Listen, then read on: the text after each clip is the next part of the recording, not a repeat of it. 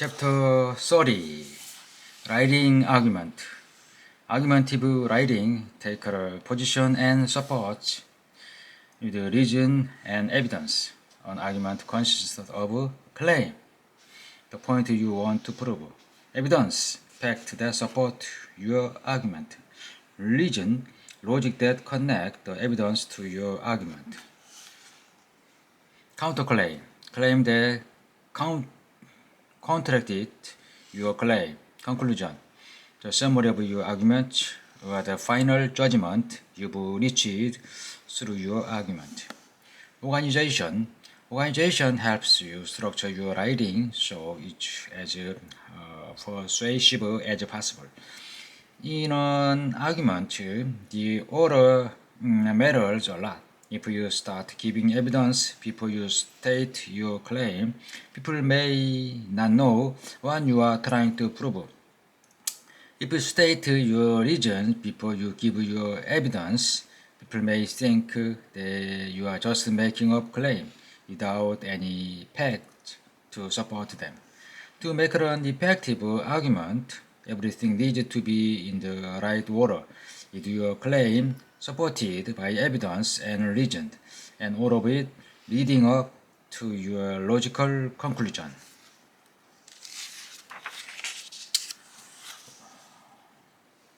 Organized example.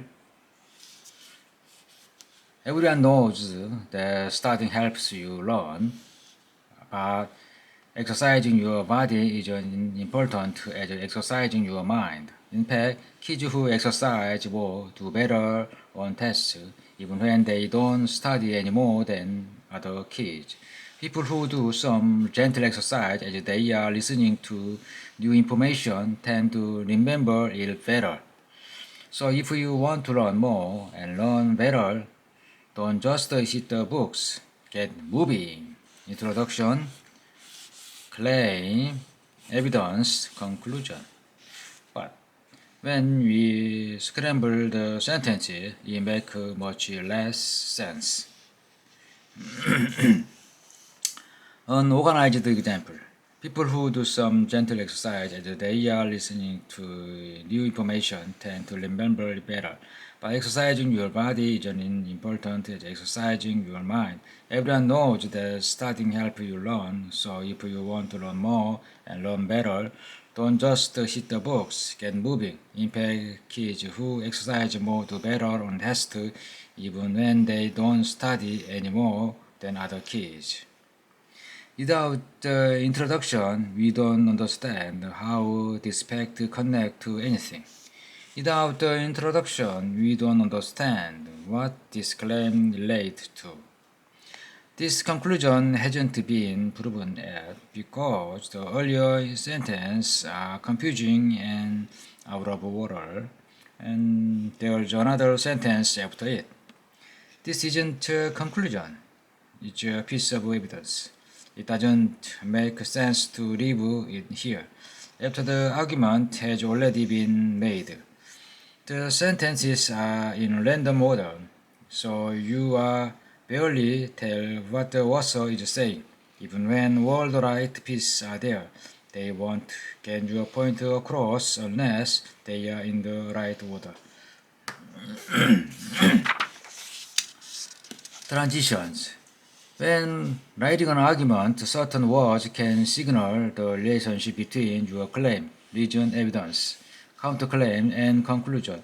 They are called transition words or phrases. There are some common ones. Evidence. These words signal that the author is connecting a piece of evidence to a piece of reasoning or a claim. Due to, for example, for instance, especially, afterward, to illustrate. Reasons. These words signal that the author is connecting a previously mentioned piece of evidence to a claim or conclusion. Therefore, so, because, for, thus. In other words, evidence, reasons.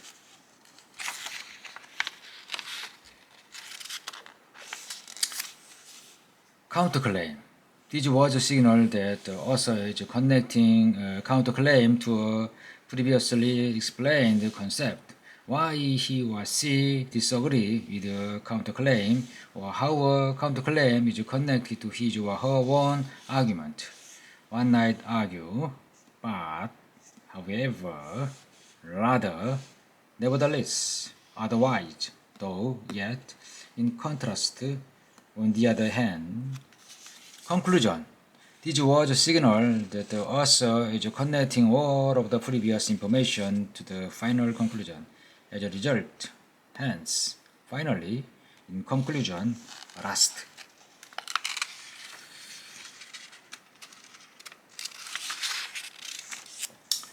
Transition phrases are like roadmaps through an argument. They can also help us learn which section of an argument to communicate things like more to come, next, furthermore, in addition, moreover, and also, besides, finally, still, likewise, similarly, change ahead, although, nevertheless, however, otherwise, yet, instead. Important ideas. Above all, most important. The main concern. Order or sequence. First, second, third, next, in addition, afterward, eventually, since, earlier, before, now, meanwhile. Step 2. Building an argument. Introduce your claims. The most important thing in an argument is to make sure everyone knows what your main point is. Clearly state your claim. Nobody can agree with you if they don't know what you are saying. Unclear example. We still need regular books, even with computers. This claim isn't focused enough to be clear. The author hasn't explained what regular means. The category of computers is too broad to be meaningful. Clear example. Digital books may be catching on, but readers still want printed books. This claim is clear and focused. It draws a clear distinction between digital books and printed books, and also explains what the author believes about both. Support your claims. You don't have a strong argument if you don't support your claim. To do so, you need to write clear reasons and support them with relevant evidence. Include facts that support your claim, and don't include information that isn't connected to your argument. Also, always cite your sources. Example. Readers still desire printed books. Relevant evidence.